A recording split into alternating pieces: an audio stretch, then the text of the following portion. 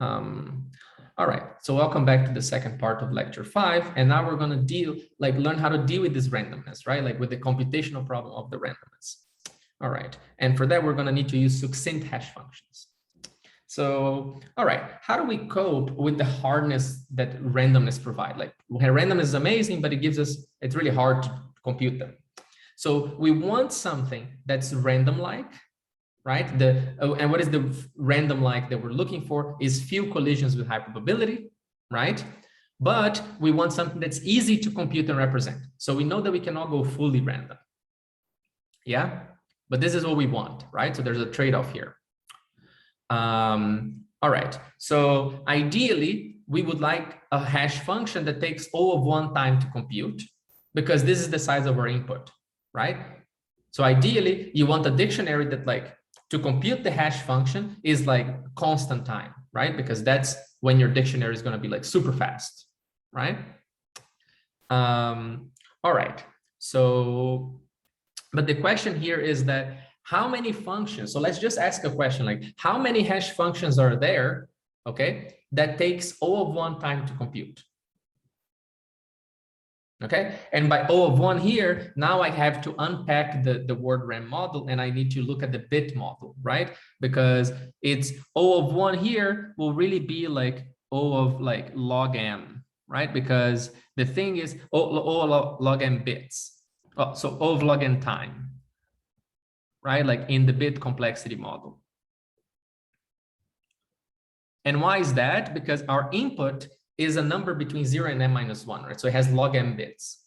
So we would like a function that takes O of log m time. How many hash functions are there with the property that it takes O of log m time to compute this function, right?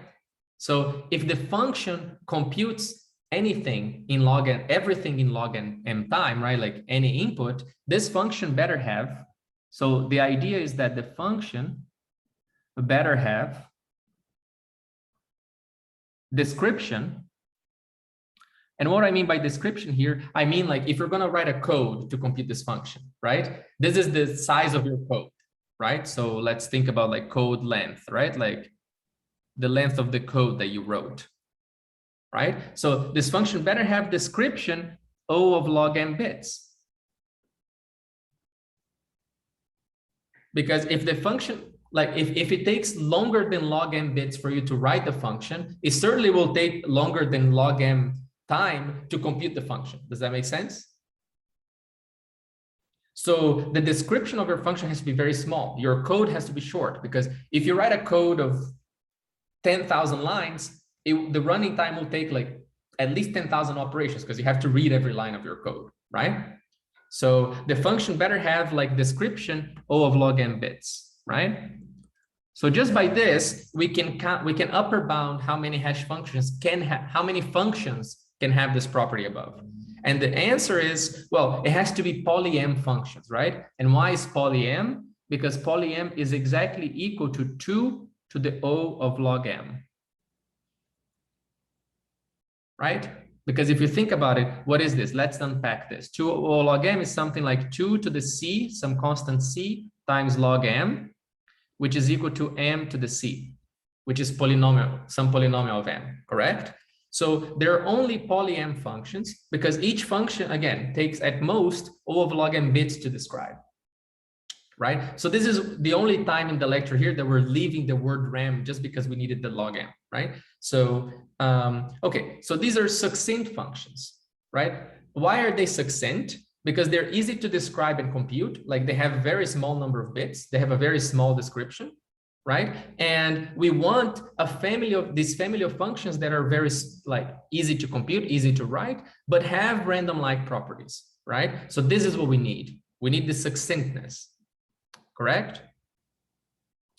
All right. So now let me, like, this is just a little bit of the abstraction. We're going to go into very concrete things very soon, right? And so, and this, just as a remark, like, you know, the succinct functions plays a huge role in de-randomization or pseudo-randomness, okay, where we try to like replace randomness to something that's random-like, but is not really like random, okay, or has random-like properties, right? But we know how to construct them deterministically in a sense, okay? So, all right. So how do we construct functions that kind of look random, but they're easy to compute? So for that, we need a weaker notion of independence. Okay. So, and why is that? Because remember, what was one property of balls and bins is that every ball is independent from the other ball, right? But we saw that if we have this degree of independence, it's really hard to compute the function because the function will have really large description, right? But now let's weaken the notion of independence and see if we can get an advantage, like some mileage, okay? So, and this is where we use k-wise independence, okay? So a set of random variables like x1 up to xn, okay? The set is said to be fully independent if for any subset of these variables, okay? And any values, like, and also any values, like a1 up to like, or let's say like ai, right? So any values ai where I is in J, if you pick any values, right? And for any subset J, the probability that x1 is equal to, or let's say, well, xi is equal to ai for all the indices I in your set is equal to the product of the probabilities that each variable separately, right, is equal to its own variable. Does that make sense? So if the set was like all the set, probability that x1 is equal to a1, x2 is equal to a2 is the same thing as the product of their probabilities, right? Because that's what we saw is full independence. That's what we saw in the first lectures, right? So this is full independence. No matter how, like the subsets, the variables don't care about each other, right? Great. But now here's the notion that we're going to use, which is k-wise independence. And k-wise now, I have still n random variables, but now we're saying that they're k-wise independent, okay, and k is our parameter. If for any set such that the set is small, so think of these sets as being small. For any subset of small size, okay, the variables still behave as if they were independent, right? So for example, if k is equal to 2, we have pairwise independence. It just means like if I take any two random variables like x1 and x10, right? They behave as if they were independent from each other. And independence is exactly captured by this equality. Does that make sense? So let's just look at an example here, okay? So pairwise independence. When k is equal to 2, k-wise independence is called pairwise independence.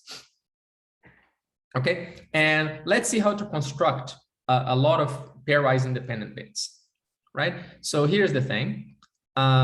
So given, let's say, b uniformly random bits, y1 up to yb, okay? So these are uniformly random bits independent, right? So these are independent as well, like independent. What we're going to do now is we're going to take b bits and we're going to show how to generate 2 to the b minus 1, okay, uniformly distributed, and also pairwise independent random variables. And what are our random variables? They're exactly these variables xs, which are the XOR of the variable of the independent random variables yi for I in S. Okay, does that make sense? So for example, here I'm going to have x of 1, 2, 3 to be equal to y1, XOR y2, XOR y3. Okay. So, and I'm taking all the sets that are non-empty. Does that make sense? And like x1, 3, for example, right, will be just y1, XOR y3. Okay. Does that make sense? I'm taking all non-empty subsets, right? So, okay, we have to prove a bunch of things. What do we need to prove? Okay. So why are these XS like even random? Why are they uniformly distributed, right? For a non-empty set. Yeah. Professor, why are we XORing? Like, why did we decide to take XOR? Like, it's just by my construction. I'm just constructing them. That's just how I'm constructing. Okay. But it's because XOR has really cool properties. Okay, so you're gonna see the properties now. Yeah. Okay. Yeah. So Okay, so why are they random? Why are they uniformly distributed? Right? Well, let's look at an example. Let's look at the x1, 2, 3. Right? So, okay, x1 to 3 is equal to y1, xor y2, xor y3. And now, Nafisa, you'll see what's one of the cool properties.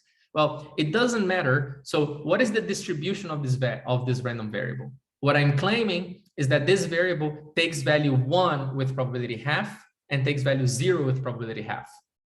And why is that?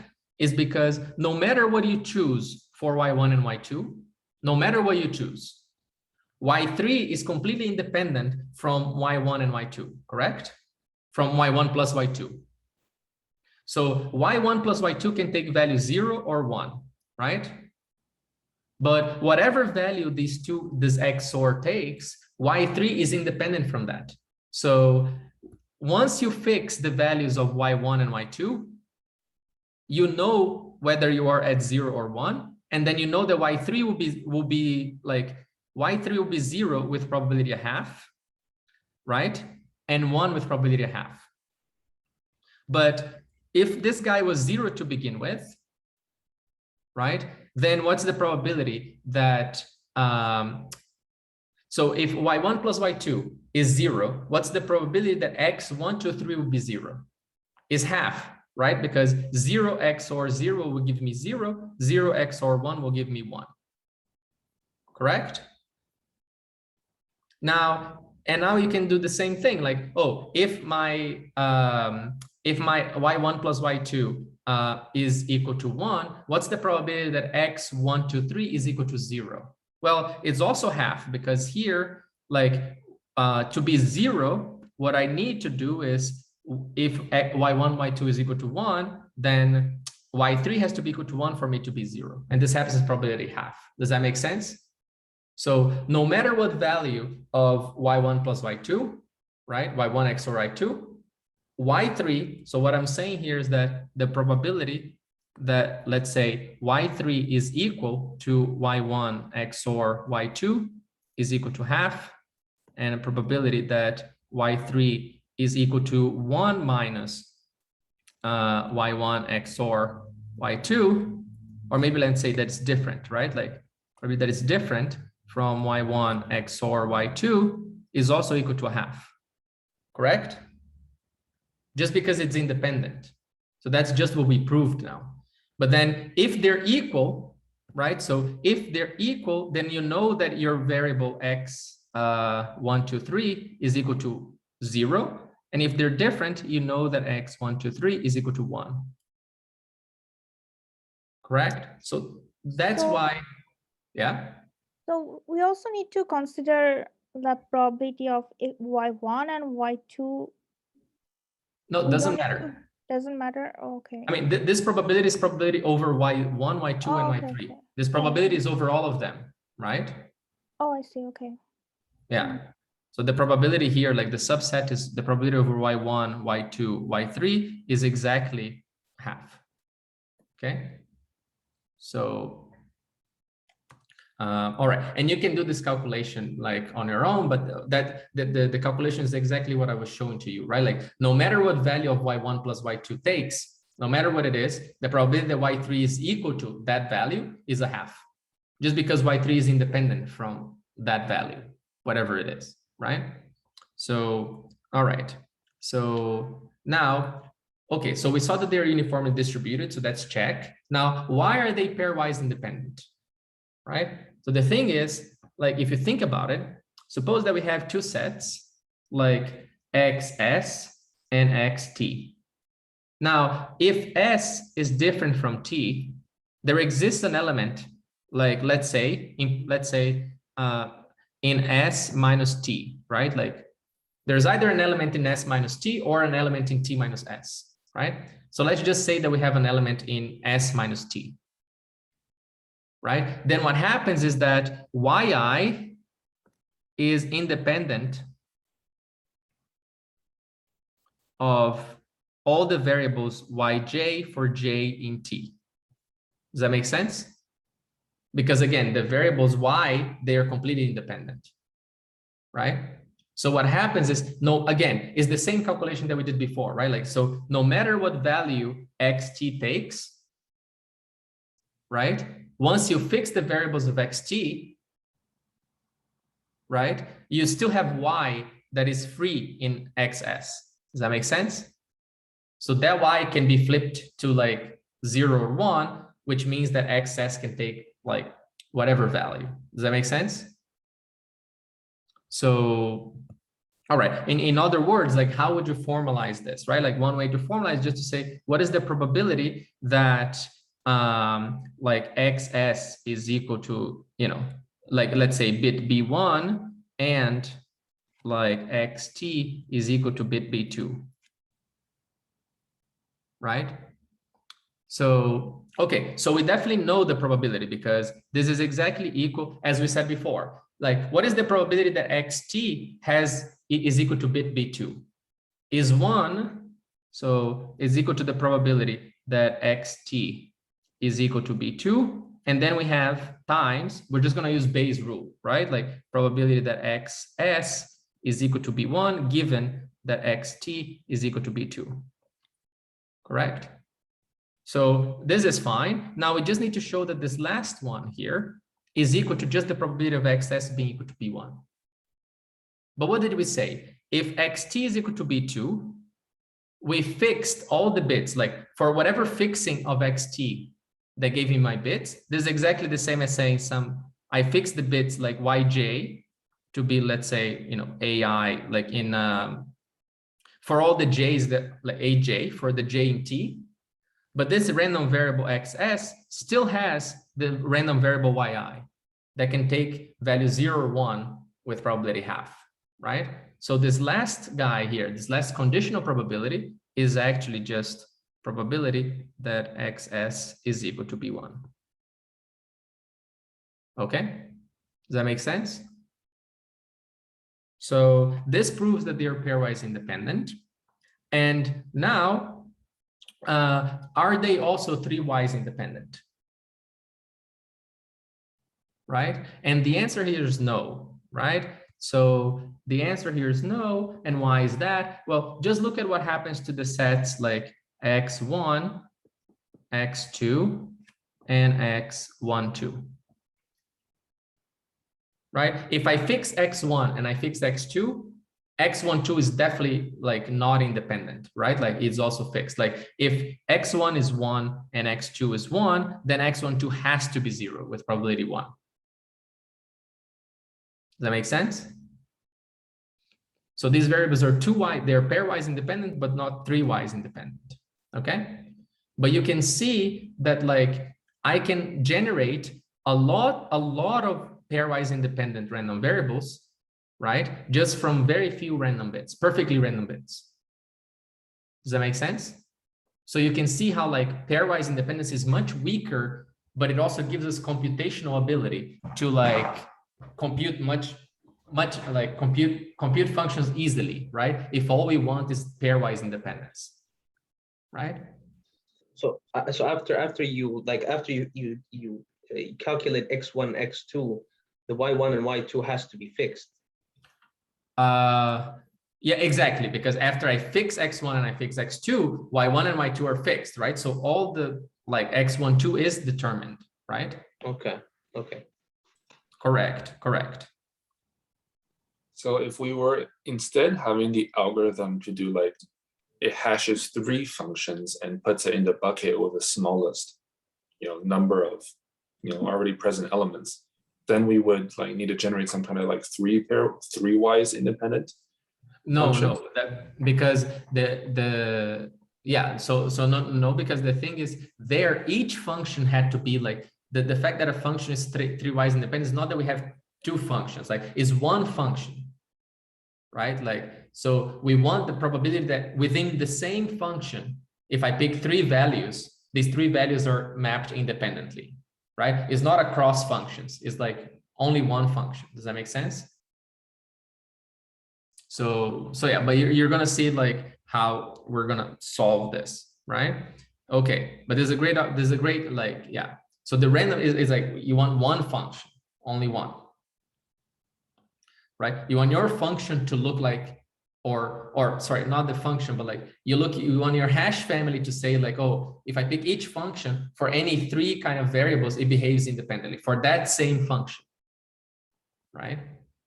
So long as I choose that one function randomly. So I only have one function, okay? So let's see another example of pairwise independence, right? So here's, if I have FP, so FP, you just think of this as the set of integers, like set of integers mod P, modulo P, right? So this I'm just going to represent as FP, okay? Because it's a field with P elements.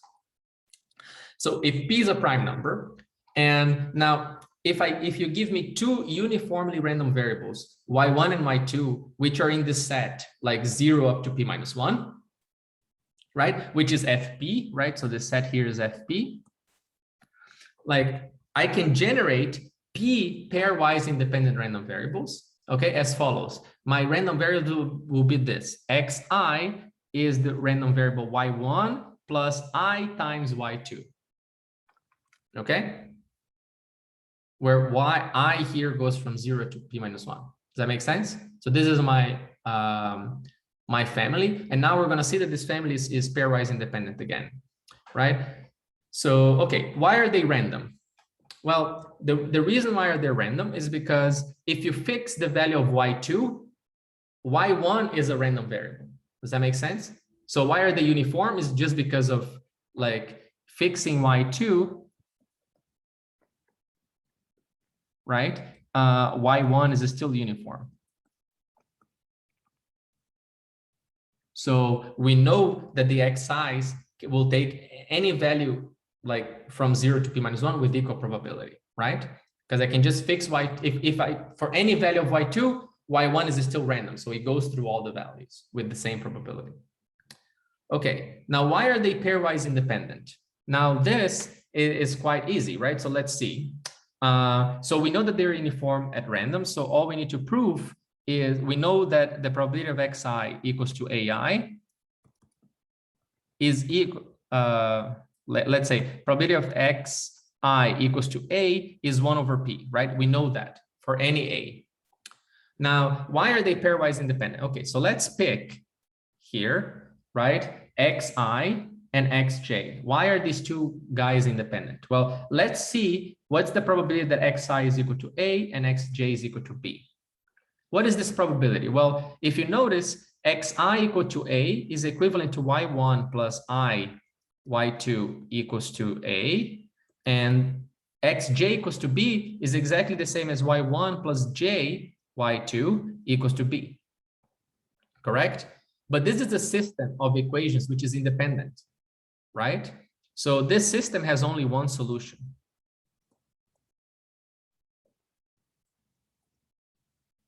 Exactly one solution, y1, y2. There's exactly one value of y1 and y2, which solves the system, correct? So now what happens? Well, then we know that the probability that xi equals to a and xj equals to b is equal to what? Well, we have one solution out of how many possible solutions? P squared, right? So this probability is one solution over the p squared possible solutions. But this is exactly the same as what? Probability that xi equals to a times the probability xj equals to b. Correct? Because the probabilities were 1 over p each.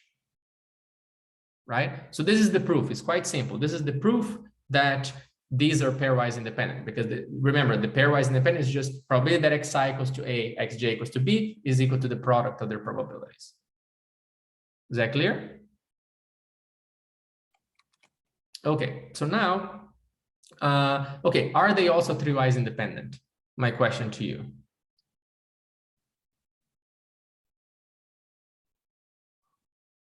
And the answer is no, right? So why is the answer no here? Is just because you can think of this as like picking, like when you pick 2 guys, you're picking 2 points in the line.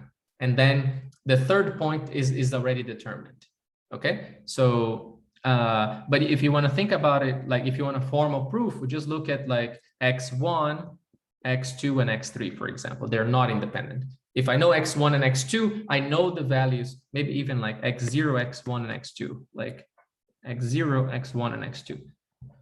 If I know x0, I know y1. If I know x0 and x1, I know y1 and y2, which means that x2 is determined. Does that make sense?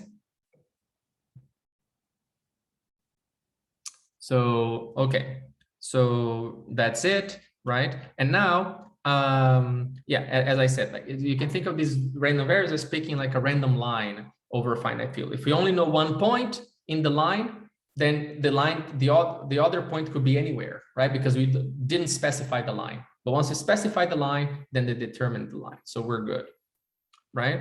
All right. So, and the line is the line like in direction, like the line in the direction, like, you know, y2, right? Is the line at y1 with direction y2. That's the line.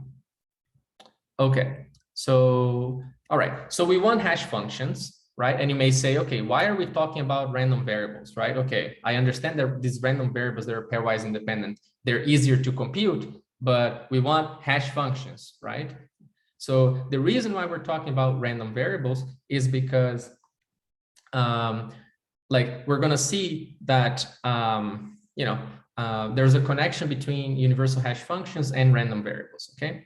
So for that, let me just define the universal hash function. So if U is a universe, right, like we say that a family of hash functions, H, which is a family of functions from U, from the universe to like the set 0 to n minus 1, is K universal if for any distinct elements U1 up to UK, okay, for any K distinct elements of the universe, we have exactly the thing that we wanted in the beginning. The probability that when I choose a function at random from my family, the probability that H1 equals to H2 equals to H of 2 of H up to UK is less than or equal than 1 over n to the K minus 1. Okay, so this is just the definition that like, oh, you can think of it like this universal hash function is just saying it's K universal if for any distinct elements, the probability that like these K elements will collide, right, is really small, is 1 over n to the K minus 1. Does that make sense? For any K elements. Is this weaker than K-wise independence? Ah, very good. We're going to get there. We're going to get there. Okay. We're going to get to this relation between universal hash function and random variables. Okay. But hold on. You're a couple slides ahead. So, all right. And now we have the definition of strongly universal hash function, right? So what is a strongly universal hash function? So this family H is going to be strongly K universal if now for any distinct elements U1 up to UK and for any values Y1 up to YK, okay, we have that the probability when I choose a function here, and this is going to look more like pairwise or K-wise independent, right? Because the second one looks more like K-wise independent because now is the probability that this function kind of behaves independently, right? Well, this equality is essentially as if my function H is behaving as a completely independent hash function. Does that make sense? Because if I pick my function H from my family uniformly at random, is almost the same as if I picked, you know, for U1, I picked bin Y1 with probability 1 over n, right? Does that make sense? That's why we have like this equal to 1 over n to the k. Does that make sense? Joey, does this start looking more like the K-wise independent now for you? Yeah, that's K-wise. Exactly. And now let me just make that more formal to you, right? So what do the previous definitions now have to do with random variables, right? Which is Joey's question. So is exactly like a family H is a strongly K universal if the random variables H0 all the way up to HU minus 1, right? From the universe, they're K-wise independent. That's exactly the same, okay? The definition of strongly K universal is exactly the same as saying that, you know, these random variables are K-wise independent, okay? So, all right, now, can we use, the idea is we can use these random variables. Remember, we constructed like pairwise independent random variables, like a huge number of them, right? With very few bits. So the idea is that we can use those random variables to construct universal hash functions. Okay, just because of this correspondence. So, all right, so let's just first construct our first family of strongly two universal families of hash functions, right? So, okay, if let P be a prime number again, right? And U is the set 0 all the way up to P minus 1. So I'm claiming that this family of functions, and this family here is just, if you give me A and B are just elements of our finite field, I just define the function HAB of X being AX plus B, mod P, right? So this function H, right, is just mapping like things from the universe to the universe, right? And my claim is that this family is strongly two universal.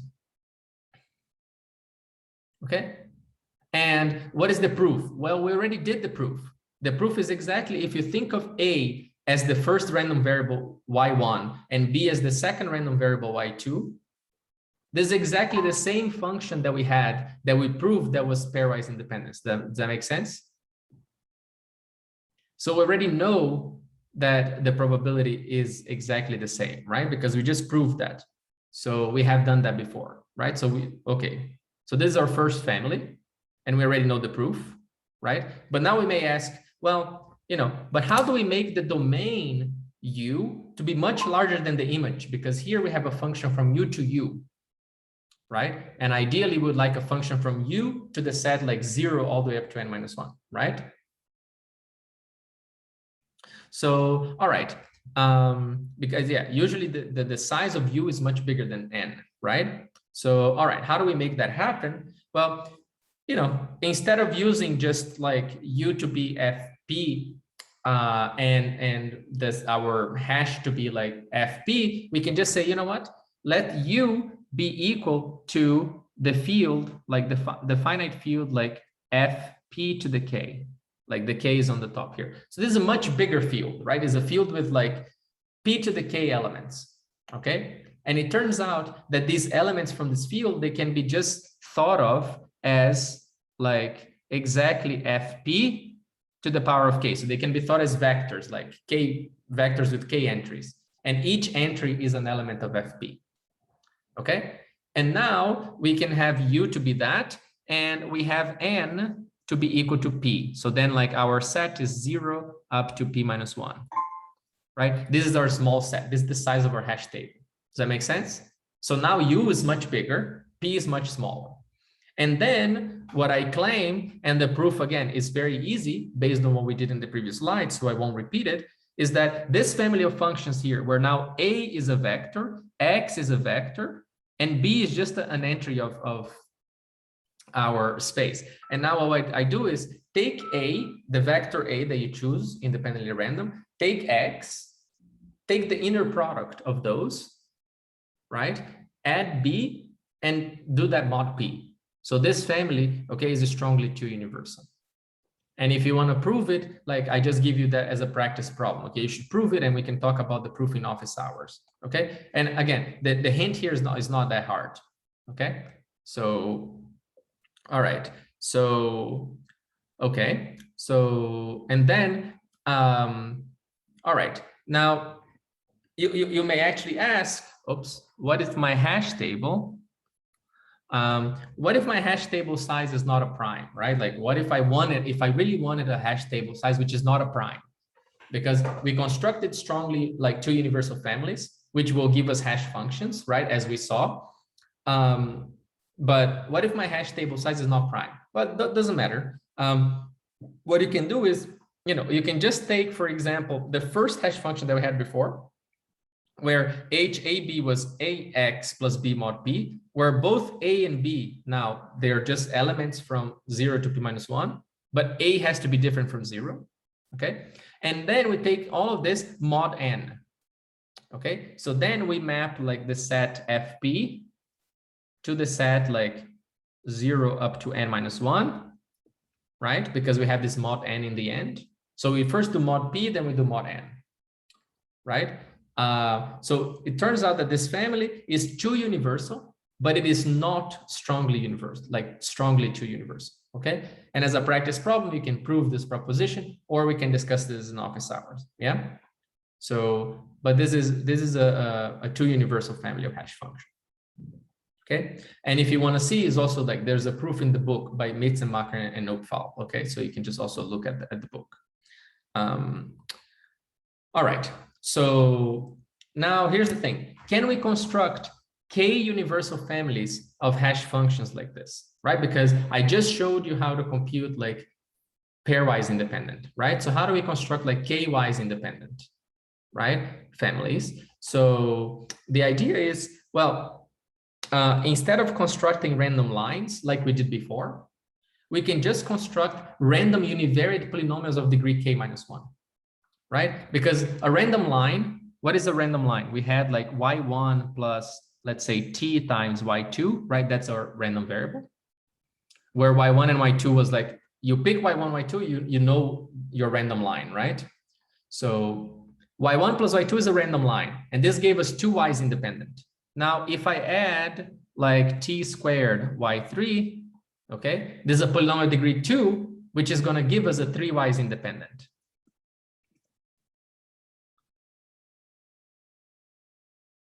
Because why? It's just because it takes 3 points to define a parabola. Does that make sense? Like if you give me 3 points, then I know the parabola, right? Like I know my equation, right? So that's why. And in general, for degree k minus 1, I need k points to define the polynomial, right? Like of degree k minus 1. Okay. So that's why you can just generalize those constructions quite easily. And this is the point of this next slide. And therefore, you know, again, if you want to prove this, because I just gave you the example and I gave you how I taught you how to prove it, so you can just write the proofs yourself and just practice so that you know. And I'm happy to do those as well during office hours and record it, okay, with you guys. So, all right. Now, all right, so let's talk about efficiency here, right? Like, so how did this pairwise independence or k-wise independence business improve the problems we were having with random functions, right? How did it improve? Well, here's the thing. For random function, like all operations took like O of n time at best, right? Now, notice, like in the XOR example, our function takes O of B storage space, right? And it takes O of B time to compute. Why is that? Because our function just does what? Well, our function just says, okay, if I want, like, what is my input? My input is going to be a subset S of B, right? But how can I store a subset S of B? I can just give the elements of S. How many elements does S have? At most B, right? So this function takes O of B storage space, and it takes O of B time to compute. Why? Once I have the indices, I just compute the XOR of the indices, right? So I'm just doing like B arithmetic operations, and B is really small. Does that make sense? Right? So this is much smaller than N, because remember, N here is what? N is like 2 to the B minus 1, right? So N is much larger than B. Does that make sense? So this function here, right, like O of B, you should think of O of B as being O of log N, right? So you see that our running time now and the memory that it takes to store our function is O of log N as opposed to O of N. So we gained a lot by pairwise independence, right? And in the FP examples, right, like actually we have that our function takes O of 1 storage space. Why is that? Because we're just storing y1, like we're just storing the like the y1 and y2, right? So that's it. Or sorry, if in the FP examples, our hash function was like HAB of x, which is equal to AX plus B. What do we need to store for this function? All we need to store is A and B. Store A and B. But each A and B is a word, right? Like they fit into a word. So our storage space here is O of 1. And it takes us O of 1 time to compute because I just need to multiply A by X and then add B and do mod P, right? So that's all that we needed. Does that make sense? So you can see how these functions are much easier to compute, right? So, all right. So now let's see how we can construct this hashing with like 2 universal families, right? So let's say that U is like 0 up to n minus 1. So, you know, is a universe of size m, and P is a prime such that P is between m and 2m. Okay, so this prime exists because it's by Bertrand's postulate, right? So, and let's assume that we can find this prime quite easily. So, all right, now if we take this prime, what do? Let's just consider the family H, right? Which is the family of these hash functions like HAB of AX plus B mod P mod N, which we know there are 2 universal, right? Now, what happens? Well, now we only need to choose A and B. Oops, sorry, I need A to be different from 0 here. So we only need to choose A and B, right, with A different from 0 to store a function from H. So we're just choosing these 2 values, right? And then what happens? What is the computation time of HAB? Again, is O of 1, right? And so can this hash function now? The question is, can this hash function? Because once we pick A and B, we know what the hash function is, right? So now the question is, can this hash function match the chain hashing parameters that we have for the completely random function, right? So what is your guess, right? Maybe, sorry, this is like max load I meant here. What is your guess? Can we match this chain hashing parameters?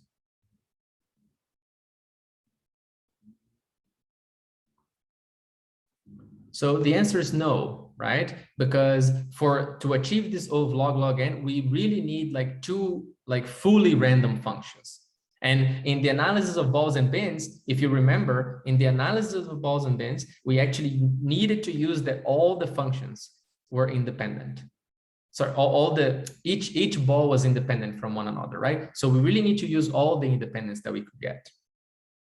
Now, so, okay, right? But the thing is, so we do not have the same expected search time as chain hashing, and we're going to prove this now, right? So here, what is the maximum number of collisions that I can have?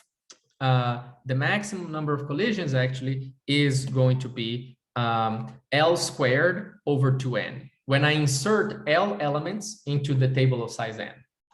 Okay, so the maximum number, this is the expected number of collisions, right? So it's much larger than what we would think, right? For example, if L is maybe let's say even like n over n to the, like if L is n over n to the 3/4, for example, right? This is like square root 10 roughly, right? So, but we have this upper bound. So how do we prove this, right? So let's prove this bound.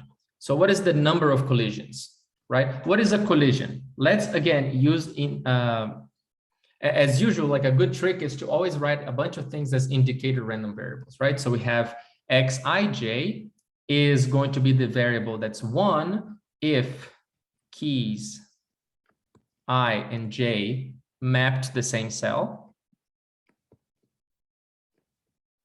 because this is a collision, right? And 0 otherwise. Does that make sense? That's just the indicator variable for like X and Y. Now, what we do is, what is the number of collisions? Well, X is just the sum over all I less than j, Xij, correct? This is the number of collisions. Does that make sense? So, okay, well, now what is the expectation? Well, the expectation here, expected value of X, well, we can use linearity of expectation, right? So we have like I less than j of the expectation of Xij. Now, what is this expectation? Well, the expectation is exactly the probability that I and j are mapped to the same cell, correct? Because this is an indicator random variable. So this is going to be equal to sum of 1 over n, right? Because of the pairwise independence, right? The probability is, yeah, I guess like if we really want to use, we have to use like less than or equal, but each expectation, the probability that xij is equal to 1 is less than or equal than 1 over n, because we're using a universal hash function, right? So by the probability of a collision, if you remember, like xij equals to 1 is less than or equal than 1 over n, right? Because we're using the universal hash function. So then we have less than or equal than 1 over n, and this gives us exactly like less than or equal than L squared over 2n, right? Just because I have like L choose 2 pairs ij, right? So this is our expectation. So the expectation is less than or equal than L squared over 2n. And now if you notice, we can use Markov, right? So by Markov, so this is done. The proof is done here. I'm just using an observation, right? Like by Markov, we have what? The probability that x is actually bigger than L squared over n is what? Is less than 1 over 2. Correct? Because the expectation is upper bound by L squared over 2n, and this value is L squared over n, right? So, and you can think of this L squared over n, let's just think about it as many collisions, okay? Many collisions. So, all right, now, here's the thing, right? So by Markov's inequality, so now the first lemma we used to bound the maximum number of collisions, but the number of collisions is not the same as the maximum load in a cell, right? Those are different, those are related, but they're different. Number of collisions is just 2 elements mapping to the same, and the maximum load in a cell is the maximum number of elements that go to the same cell. Now, let's use the lemma that we just proved to prove that with probability greater or equal than a half, the maximum load when inserting L elements in a table of size n using a 2 universal hash family, okay, is less than or equal than the square root of 2L squared over n. So for example, when L is equal to n, like roughly n, as is usually assumed in hashing, we expect like the typical number of collisions will be like square root of 2n.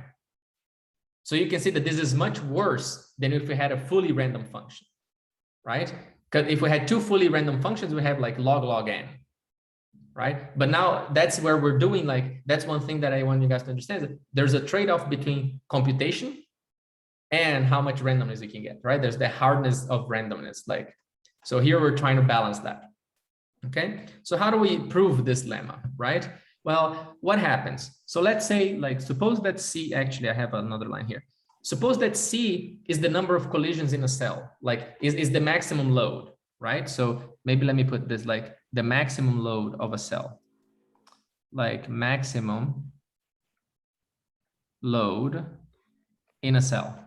We know that if the same cell has C elements, how many collisions just coming from that cell do we have? We have C choose 2, right? Like this is number of collisions coming from that cell.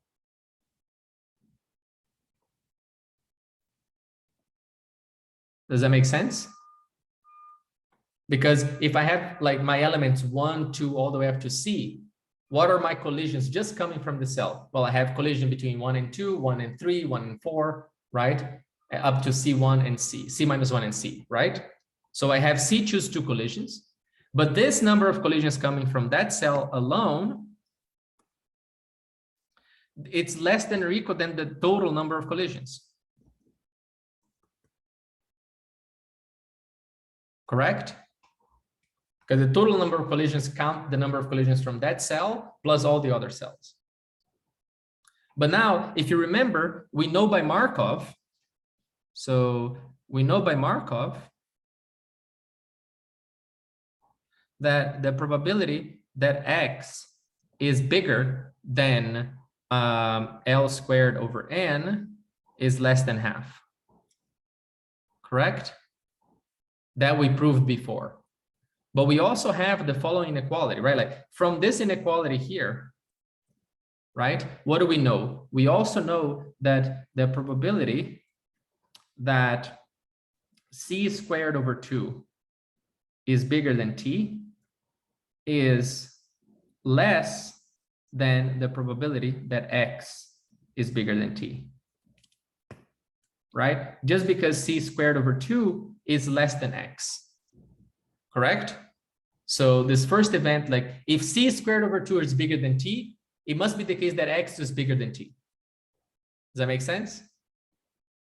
So if I combine those two probabilities, I know that probability of c squared over 2 being bigger than L squared over n is less than a half.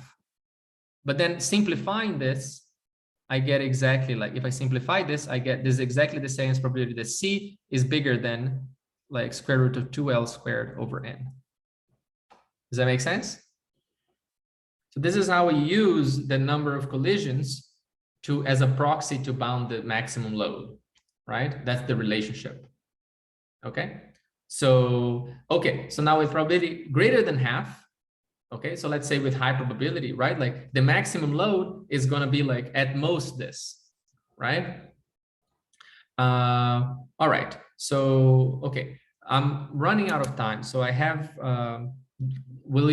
should I do this in office hours and record, or do you guys want me to do this now? I can do this now. Like just, I need 10 minutes to do the perfect hashing. I have nowhere to be. But up to the rest of you. Do you guys, should I continue, or are you already tired? Did I beat you up? Maybe thumbs up or. I'm fine. Fine. Okay. So then, all right. So then let me just do the perfect hashing, right? So, all right, and yeah, apologies for going over, but I feel the discussions were great. So, all right, so here's the setup now, okay? So, okay, so we saw how using pairwise independent functions, right? We're able to get some hashing, but the guarantee is not that great. We have like square root 2n like collisions, right? But certainly like if we use more like independence, you can get better, right? You can see how going from pairwise to fully random, your functions get harder to compute, right? But you also decrease the load, the max load in a cell, right? Now, let's see an application actually that we can use just pairwise independence, okay, to give a perfect hash function. But now here's the setup. Now, remember what we talked in the beginning of the class. Now, the setup here is that the set of keys is static, okay? We know the keys in advance. Someone give you the keys. It's like, okay, these are the numbers that I want you to construct the data structure for, okay? Think about it, for example, if someone gives you like a bunch of songs from a CD or something, and you have to store them really easy, really efficiently, right? So you know what they are, you know what the data looks like. And now the question is, how do we build a hash table with O of 1 search time and O of n memory? Right, so I can do O of 1 search time, O of 1 insertion, O of 1 deletion, and O of n memory, right? Can we still do this with the two universal family of hash functions? Okay, and the answer here is yes, right? And it's called perfect hashing. So how do we do this? All right, so from the lemma that we saw before, right? We saw that if H is a random hash function from a two universal family, then for any set of size L, which is square root n, the probability of H being perfect for S is at least a half. Why? Because remember, what did we prove in the previous lemma? The probability that if I insert L elements, what is the maximum load, right? The probability that the max load is greater than or equal to square root of 2L squared over n was less than or equal to a half, right? That's what we proved before. But now if L is, let's say, square root n, what do we get? Right? We get that this guy here, like L being less than or equal than square root n, implies that this guy is square root of 2L squared over n is less than or equal than square root 2, which is less than 2. Correct? So then, well, we know if the max load, the probability of the max load being greater or equal to 1, right, is less than or equal to 1/2, then we know that there are no collisions with probability greater or equal to 1/2, correct? Because the max load is 1 with probability 1/2. And that's why that's a consequence of the lemma that we proved, right? So long as the set has size like square root n, with high probability, if I pick a random function from my 2 universal family, I have no collisions, right? So this is great. Now, how are we going to use this? Well, the way we're going to use this, you're going to tell me, well, but I don't have square root n elements. I have n elements. How do we deal with n elements, right? So here's what we do, right? So the idea is we build a 2-level hash table. Okay, so we do it in 2 steps. So what do we do? Well, the idea will be this. So we have the universe, right? And the keys are given to us. Remember, the keys are given. So let's say that the keys are 1, 2, 3, all the way up to n. We know the keys. Now, what we're going to do is we're going to build a table of size n. But in this table, each cell of this table points to another hash table. Okay? So, all right. So let's see how we can construct this. Okay? So, and here's the theorem that we're going to prove, right? Like the 2-level approach actually gives us, like it gives us a perfect hashing scheme, right? And the idea here is what? Well, we're going to see, we have to control the memory, right? But the idea here is, well, we will have, if we use like the 2-level hash table that I talked about, right? Like that, you know, we have, this is the first level. And here we're going to have a certain size, okay? Like this size will vary. Like if this is the ith cell, this is going to be some length IL, okay? Li, okay? And the thing is, there is one hash function h here, and there's a hash function hi for this table, right? So, okay, so how many functions we're going to have? We're going to have O of n hash tables.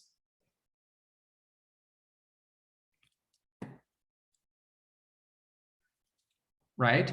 And our memory will also be, as we're going to see, will also be O of n. Okay? So, and if I have O of n hash tables, I will have n hash functions, right? So, so our total memory like encompasses our hash functions as well. Okay, so how do we do this? So let's prove this theorem, right? So the proof is as follows. Okay, so we really need to take advantage here of the fact that we know the set in advance. Okay, so, all right, so how do we take advantage of this? So here's the idea. Okay, so what we're going to do is, all right, we have S, set of keys, which we know. Okay, and the approach will be the following.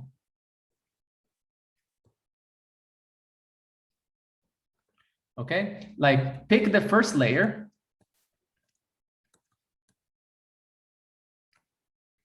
Hash function. Uniformly at random. From our family, from our 2 universal family. Yeah. So what then what we're going to do is we're going to test like this hash function h, right? We're going to test h on S. Okay. So what do we know about this? Well, what we know is with probability,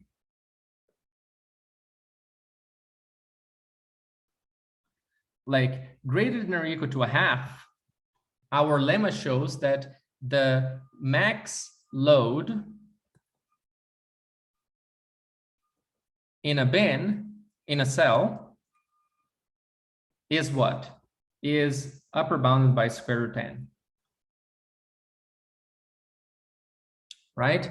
So, but if the probability is greater or equal to 1/2 to get this maximum load, oh, well, we know, so we know then that, and we say that if H has this max load, we say that H is good. So we know that we get good hash function, get good first level hash function H in a constant number of tries.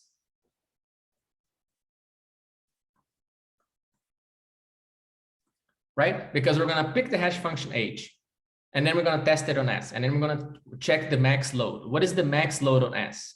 If it's bigger than root n, we say, no, this is a bad function. Let's pick another one. And then you pick another random hash function, and then you test, right? So if the probability is greater or equal to half that we're going to succeed, then, you know, in 2 tries, we're going to be able to, like, on expectation, right? Like an expectation, in 2 tries, we will find a good hash function. Okay, so now what we can do, we can assume that, like, the max load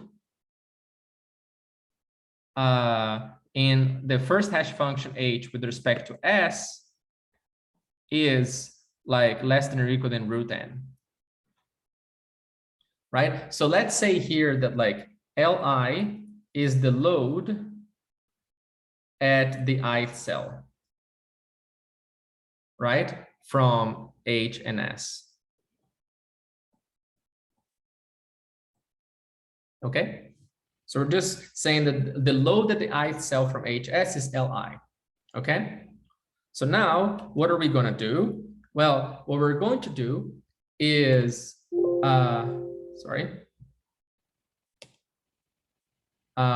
what we're going to do here is the following, right? So we know now, so what do we know? We know that Li is less than or equal than root n, right? By just what we said before. The load at each cell is less than root n because H is good, right? Because H is good, right? But moreover, what else do we know? We also know that the sum of Li, I going from 1 up to n, is also equal to n, right? Because this is exactly equal to the size of S, right? Because we're just hashing the elements of S. Does that make sense? We know that the sum of all the loads is equal to n. Does that make sense? Because the load is just, the number of elements in the cell is Li, right? So here's now what we're going to do. So the lemma tells us, like the lemma that we proved, tells us that if we take Hi, like now let's construct the hash function for the hash table that is for the cell I. For the ith cell, we're going to construct again the second level hash function, right? So if we take Hi, right, at random from a 2 universal family,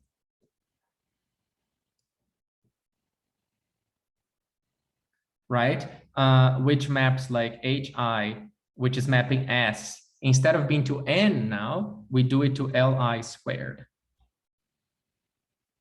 And why am I choosing Li squared, right? Because if you remember from the lemma, right, not even the lemma, but the corollary, right, like from the corollary that we proved, if we take Hi being a random family of hash function for the 2 universal family like S to Li squared, right, Hi is perfect, right, for the Li elements mapping to the ith cell. Does that make sense? Just by the corollary, right? We're just picking a hash function and we know that Hi will be perfect, like with high probability, right? So yeah, with high probability. So then, all right. So in a sense, what did we do? Like now this already, just this 2-level hash function that we picked, what did we prove? Here, like, okay, expected number of collisions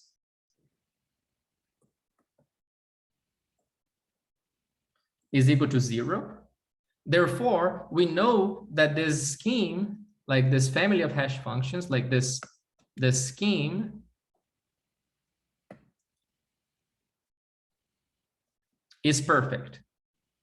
Because what can I do? I can take the HI. I know the LI elements that I'm going to insert in the second table. So I can pick HI and try HI on LI, right? So, and I know with high probability, one of these HIs is going to be good. So once you take the good HI, okay, you say, okay, this is my hash function for my second level table, right? So now we know that this scheme is perfect because the first H gives me all the collisions Li, and the second H is we have no collision, right? So, all right. So now what is the bound on the memory, right? So what is the bound on our memory? That's the only thing we need to deal with. Well, the memory is what? We had n for the first level hash table, and then we had sum of I going from 1, or let's say 0 up to n minus 1, right? Of Li squared, because the second level hash table, we have Li squared elements. Correct? But now, well, what can we do? Right? So we know that, so then we know here, what is this, but what is this number, Li squared, sum of Li squared? But if you remember from the lemmas that we proved before, right? We actually know that sum of Li squared up to n minus 1, what is this number? Well, this number is exactly 2 times, or this is exactly the number of collisions.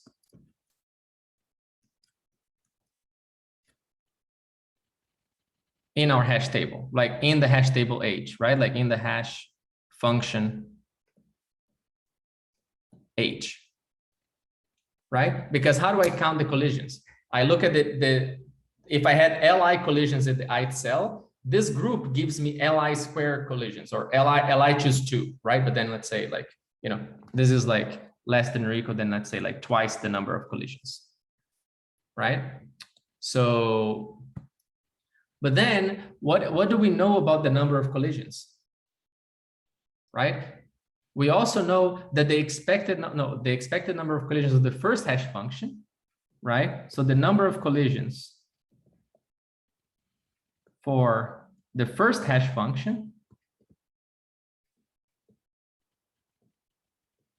is, with high probability, is also what? Is upper bounded by, well, the number of collisions is upper bound by L squared over n, right? Over 2n. But what is L squared over 2n? Well, L was n, right? We know exactly the L, the total number is n. So in this sense, we should put L here, n, but then this is exactly equal to n over 2. So we know that the sum of Li squared, I equals to 0 up to n minus 1, is equal to O of n. Right? So our memory, the bound on our memory is what? It was n plus the sum of Li squared. So it's n plus something that O of n. So this implies that our memory here, memory is big O of n. Does that make sense? So this gives us like a perfect hashing scheme with, when we know the set, we can actually do optimal space and optimal search time and everything using only 2 universal hash functions. Does that make sense? So that's the kind of one of the killer applications. This, but of course, there's many applications, as you're going to see over the rest of the course. Okay, this topic, hashing, is so important that will come up not only in this homework, but in all of the other ones probably. Okay, so thanks for bearing with me, and yeah, see you guys in office hours. Before we go, I'd just like to say this was really an excellent lecture in terms of